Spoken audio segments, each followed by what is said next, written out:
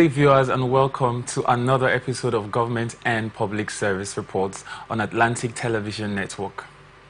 News, events, and stories abound in the state system. ATN's appetite for in-depth, unbiased, and factual reportage is the driving principle for this program in order to bring government activities to the doorstep of the people. Let's go through the highlights of today's report. Edo State, government threatens revocation of 80 billion naira road contract. In Lagos State, NDLEA intercepts multi-billion naira drug shipment. And in FCT, FG constructs smart police station. In the Judiciary Court to determine Tinubu's fate, December 16th. We take a short break, and when we return, we go straight to the details. Stay tuned.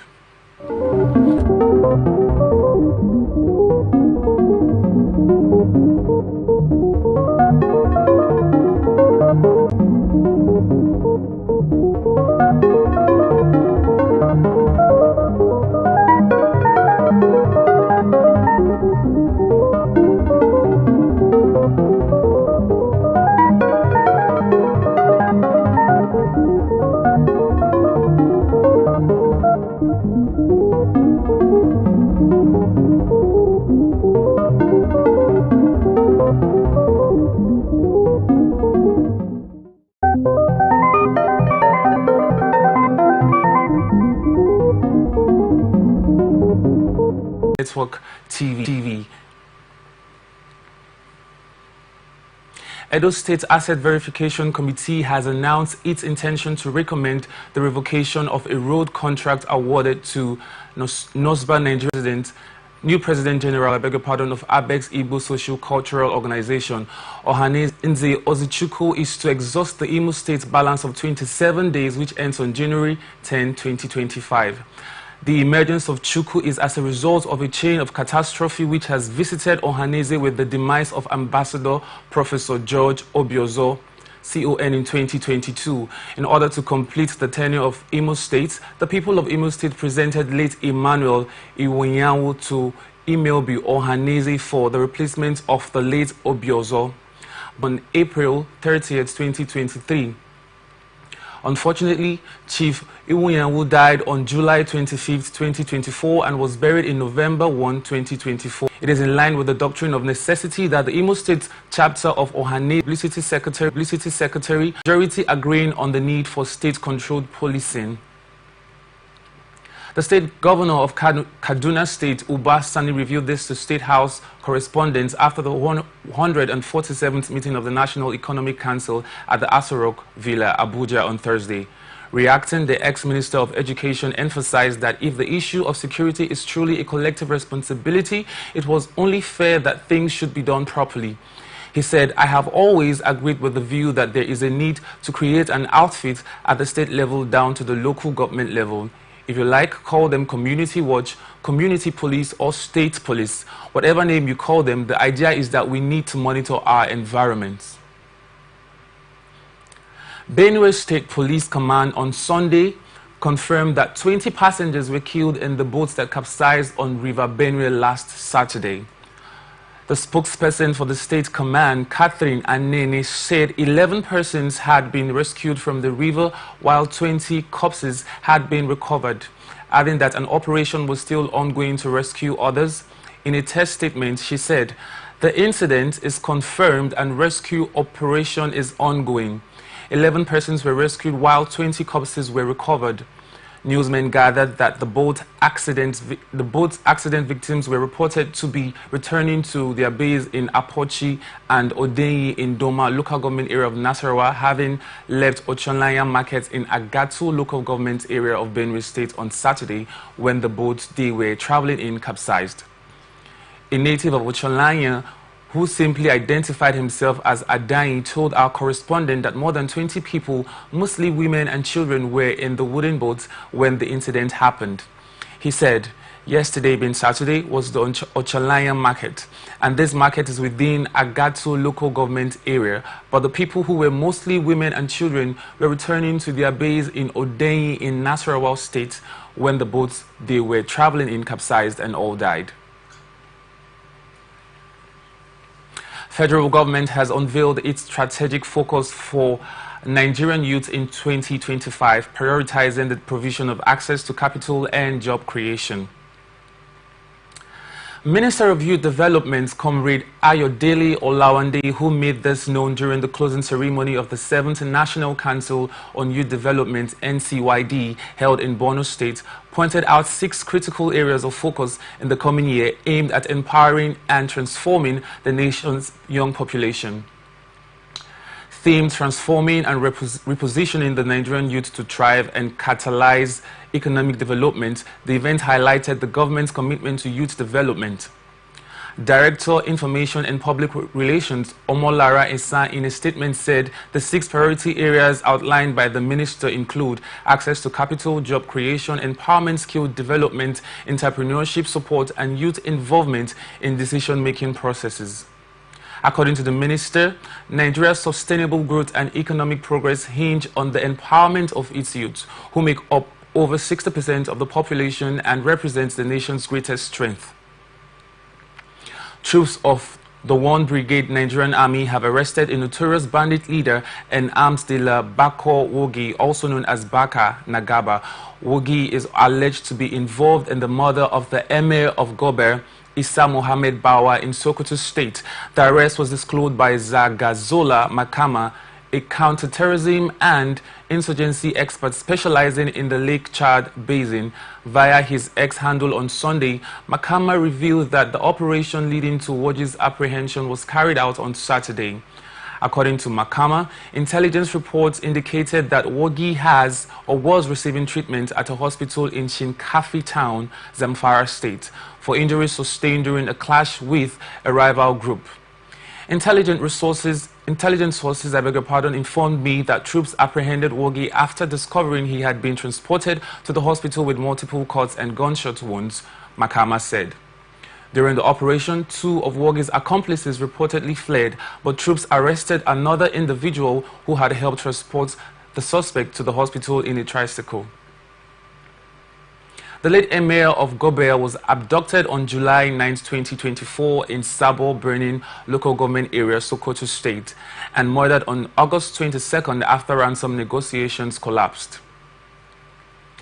Chief Medical Director, Federal Teaching Hospital, Ido Ekiti, Professor Ebenezer Ajayi, has advised medical and healthcare practitioners who had gone abroad for greener pastures to consider contributing to the development of the Nigerian health sector.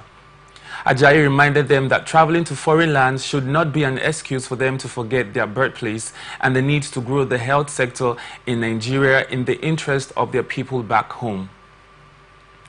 Ajayi made the statement at Ido Ekiti on Sunday on the sidelines of the 2024 Christmas Carol service and the Meritorious Awards of deserving staff organized by the facility.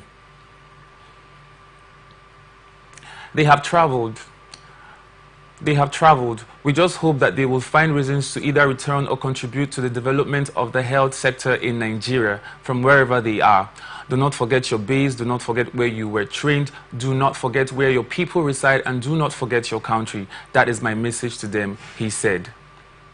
We are open for advert placements, news and events coverage, personality, society and political interviews, product, service, promotion and commercials. You can connect with us on all our ATN socials, Facebook and YouTube, Atlantic Television Network, Instagram and TikTok, Atlantic TV Network, Twitter, atlantictv.net, and also watch us live on our website, www.atlanticnetwork.tv.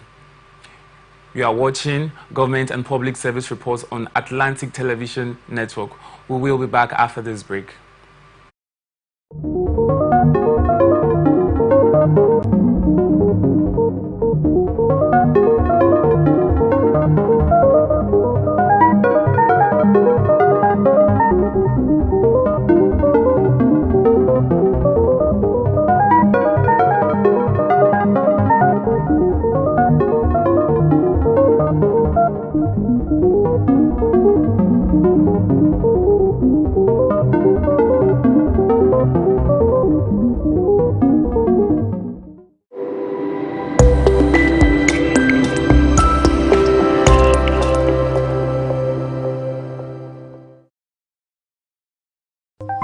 along the lines, across the ocean, to the land beyond the mountains, through the Sahara.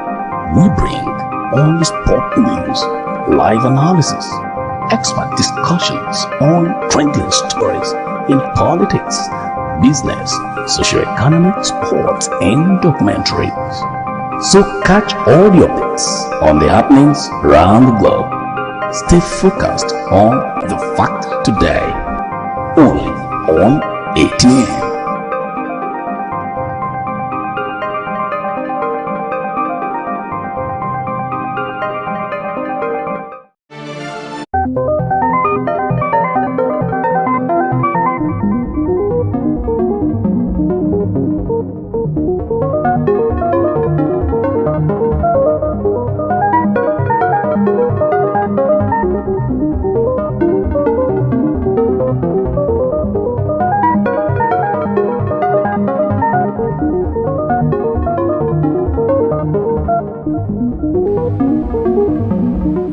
Welcome back to Government and Public Service Reports on Atlantic Television Network. Now to the rest of our stories. Tragedy struck in Zamfara State when two suspected bandits were killed while attempting to test improvised explosive devices at a camp linked to the notorious extremist leader Bello Turji. The incident occurred in Ibarkin Daji village and Danbagudu Hills, both located in Talata Mafara local government area. Intelligent sources told Zagazola Makama that the explosion resulted from an IED mishap during a high-risk testing exercise conducted by the bandits. The exercise was supervised by Dogo Auta, a key lieutenant of Turji. It's a significant development in the ongoing efforts to curb the activities of extremist groups in the region. The camp where the incident occurred is reportedly one of Turji's strongholds, and the fact that the bandits were testing IEDs suggested they were planning to carry out attacks in the area. The explosion is a setback for the group and is likely to disrupt their operations in the short term. PRN Nigeria gathered that credible intelligence reports the extremist group had recently received a consignment of weapons, ammunition, and IEDs making materials transported via camels to the camp. The materials were reportedly intended to facilitate increased attacks in the area as directed by Turji. Attorney General of the Federation, AGF, and Minister of Justice, Lateef Fagbemi, has cautioned against the violation of the Supreme Court's verdict on local government autonomy, vowing to deal with the erring council officials. Fagbemi gave the warning on Thursday in Abuja while speaking at a conference for judiciary correspondents.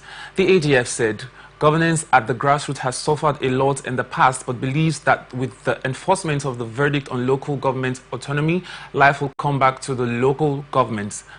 People at the grassroots have suffered long negligence, and it's enough. The government of President Ahmed Bola Tinubu is here to right the wrongs of the past and put the country on a high pedestal among the Committee of Nations. That is why any attempt to sabotage the effort will be confronted headlong and given the desired treatment. The local government chairman and councillors should not forget the governors.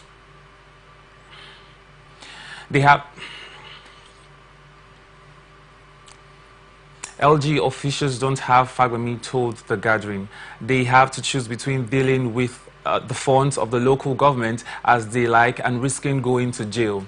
The choice is absolutely theirs. If they want to tamper with the funds and end up in jail, it is their choice. Or if they want to write their names in letters of gold, activities like the construction or upgrading of roads, schools, hospitals, etc. must return to the local governments. Life must come back to the local government. In July, the Supreme Court gave a landmark judgment and affirmed the financial autonomy of local governments. That verdict stopped governors from controlling local government funds. It also mandated AGF to pay local government allocations directly to their accounts in a move aimed at strengthening local government autonomy across the country. Federal government has commenced the construction of a smart divisional police headquarters and 6 residential quarters for rank and file officers in Mpape, a community, the Bewari Area Council of Abuja. The project is part of ongoing reforms aimed at reshaping the policing landscape by promoting inclusivity and adopting modern technology. The groundbreaking ceremony of the Smart Police Station was performed by the Minister of Police Affairs, Ibrahim Gaidam, who was represented by the Acting Permanent Secretary of the Ministry, Yusuf Angongo. A statement on Sunday by Bolaji Kazim, Deputy Director, Information and Public Relations Unit of the Ministry, quoted the Minister as highlighting the importance of the project in addressing the security challenges in Mpapi and its environs. The presence of this divisional headquarters of the police in this location will protect citizens commuting daily for the activities from the dangers of kidnapping, one-chance operations and robbery, as well as other related crimes affecting people in the city, the minister stated. Gaidam reaffirmed the federal government's dedication to transforming the Nigeria police force into a world-class technology-driven institution.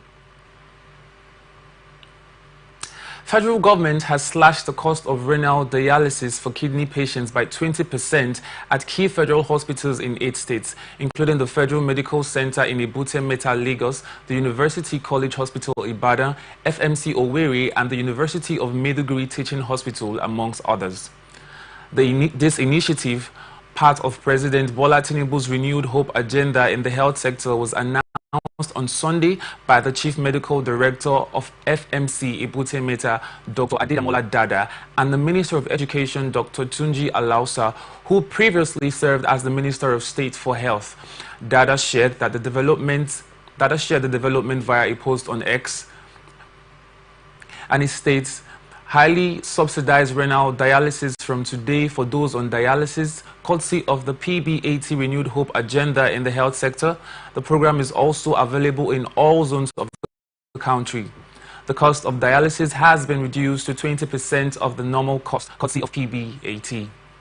This program is available at FMC, Ebute Metta, and other federal hospitals nationwide. Responding to the post, Alausa provided a list of participating hospitals, adding, in addition to FMC, Ebute Metta, the federal government has also subsidized renal dialysis treatments at UCH, Ibadan, FMC Owerri, UMTH Maiduguri, FMC Abeokuta, LUTH Lagos, FMC Azare, UBTH Benin, and UCTH Calabar, amongst others. Supreme Court will on Monday, December 16, determine the fate of President Bola Tinubu in a fresh suit seeking his removal from office as Nigeria's leader. The new suit marked SCCV 67-2023 is praying the Apex Court to sack Tinubu on 2 major grounds of alleged non-qualification to hold office as Nigeria's president and usurpation of the same office is the law of the country. A candidate in the 2019 presidential election on the platform of Hope Democratic Party HDP, Chief Ambrose Albert Owuru, filed the fresh suit directly at the Supreme Court. Defendants in this suit are former President Muhammadu Buhari, Attorney General of the Federation and Minister of Justice, Independent National Electoral Commission (INEC), and Tinubu as first to fourth defendants, respectively. Owuru, a British-trained lawyer who was called to the Nigerian bar in 1982, is insisting that he won the 2019 presidential poll, but that his tenure was allegedly usurped by Buhari for 8 years. On the other hand, he prayed the Apex Court to disqualify Tinubu on account of forfeiture of $460,000 to the United States of America over alleged involvement in drug trafficking-related offense. Besides the alleged forfeiture of the sum in relation to drug trafficking, the former presidential candidate also accused Tinubu of being an active agent of CIA, a position he said prohibits Tinubu from holding the office of the president. This feat was achieved in the Phase 5 and Phase 6 trials held at the Kanji Detention Facility. In the Phase 5 trial, which occurred in July 2024, 143 cases were heard with 125 convictions secured. During Phase 6, secured. A statement on Sunday from the National Counter-Terrorism Center, Office of the National Security Advisor, said the terrorists received various sentences ranging from the death penalty to life imprisonment and terms of 20 to 70 years, depending on the severity of the crimes. The government added that those sentenced to the maximum penalty were individuals found guilty of heinous offences, including attacking detention facility from December 9 to December 13, 2020. 9 suspects involved in illegal oil bunkering and deactivated 42 illegal refining sites in Rivers, Bayelsa and Delta State. A statement issued by the Assistant Director of Public Relations of the division, Colonel Danjuma Juna, said military operations which were conducted from 9th to 15th December 2024 resulted in the deactivation of 42 illegal refining sites, arrest of 29 suspected oil thieves and confiscation of 197,000 liters of stolen products. Juna said the troops demobilized 32 boats, 12 vehicles and 8 motorcycles used for economic sabotage in the Niger Delta region. Juna said similar operations in Benkruku and other areas led to the seizure of more stolen crude and products, including over 5,000 liters of water-laden crude and 1,000 liters in Igbomotoro Creek. In Rivers State, 3 illegal refining sites and boats with 30,000 liters of stolen crude were intercepted in Kula, and additional sites in Bili and along the Imo River led to the recovery of thousands of liters of stolen products in Iraq. The NCE, which serves as the highest publicity-making body for public service matters, is chaired by the head of the civil service for the Federation and includes the heads of service from the 36 states and the Federal Capital Territory. According to a report obtained by our correspondent, the meeting was preceded by a 2-day technical session chaired by the Permanent Secretary, Service Policies and Strategies Office. The session included permanent secretaries and directors of establishments from all 36 states and the FCT, with the Director of Organization Design and Development serving as secretary. During the council meeting, 32 memoranda were reviewed, out of which 6 were approved. 8 were stepped down, 6 were rejected, 7 were referred to the standing committee, 1 was noted, and 3 were marked for representation. Federal government and the United States are collaborating to enhance skills in the transportation sector, aiming to drive efficiency and economic growth. This partnership was highlighted during a strategic meeting between the Chief Executive Officer of the Nigerians in Diaspora Commission, Abike Dabiri Erewa,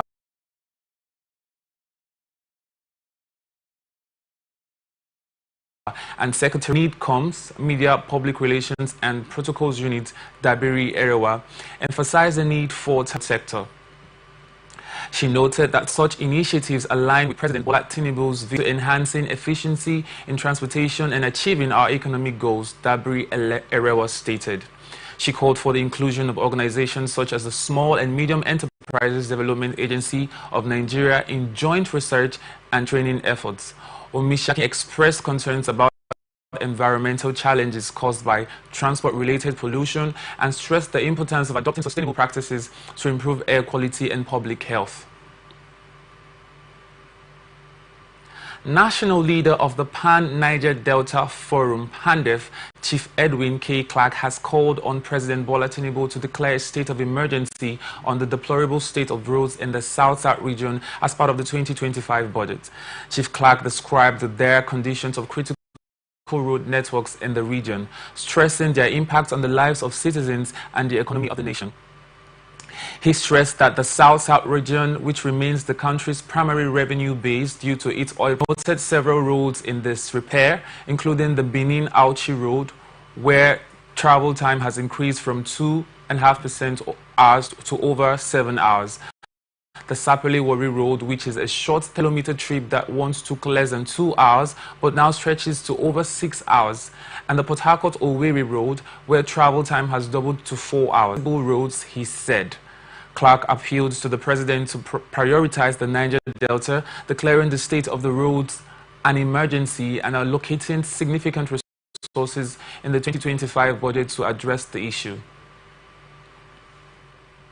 National Health Insurance Authority says 19.2 million citizens have enrolled on health insurance schemes, surpassing its 2024 targets. The Director General, NHIA, Dr. Kelechi Ohiri, disclosed this in Abuja at a Universal Health Coverage Day commemoration roundtable to reflect on Nigeria's UHC request, identify challenges, and chart a course of action. The news agency of Nigeria reported on Monday that the roundtable was part of the activities lined up for the commemoration of the 2024 UHC Day. It was to reflect on Nigeria's UHC request, identify challenges, and chart a course of action. Ohiri said this feat was a significant milestone in NHIA's effort to expand access to health care for Nigerians under the health insurance scheme. According to him, this achievement surpasses the 2024 target and places the nation at 95% of its ambitious 2027 presidential coverage goal. He attributed the success to strategic policy reforms, effective collaborations with stakeholders, and an unwavering commitment to universal health coverage. We are proud to announce that 19.2 million Nigerians have been covered by health insurance. This surpasses our 2024 target and places us within striking distance of achieving 95% of the 2027 presidential target, he said. He said that the NHIA had worked tirelessly to implement innovative strategies. Finnish authorities freed Simon Ekpa's assets over terrorism financing. The authorities in Finland have frozen the assets of Simon Ekpa, the self-acclaimed Biafran agitator facing allegations of terrorism-related activity. Newspaper. The Finnish government also froze the assets of companies associated with Ekpa and 4 of his accomplices, who are also in remand. The report said Ekpa is being held in the Kielamushki Vanika, which is reputed to be one of the world's toughest prisons.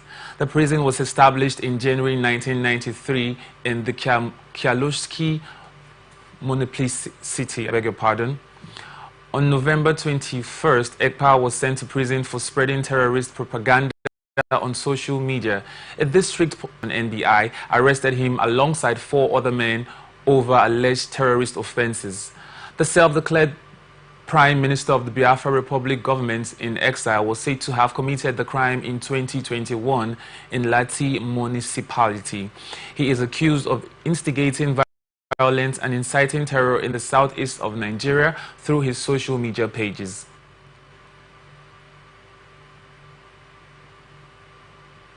This is where we wrap it up on this edition of Government and Public Service Report on Atlantic Television Network in the city of Port Harcourt. I am Francis Neka.